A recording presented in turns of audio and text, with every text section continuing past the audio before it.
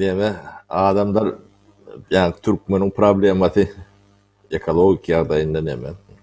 Türkmenistan'ın o ekolojik yardayı katastrofa diýmäge dolu esas vardır. Kolhozlaryň 70% berili, döwlete berili.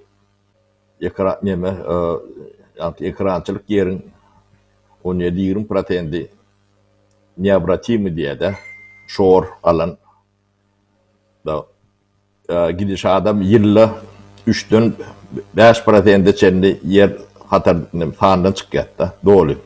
İýde gaýdasy bezwazlar neobratimi.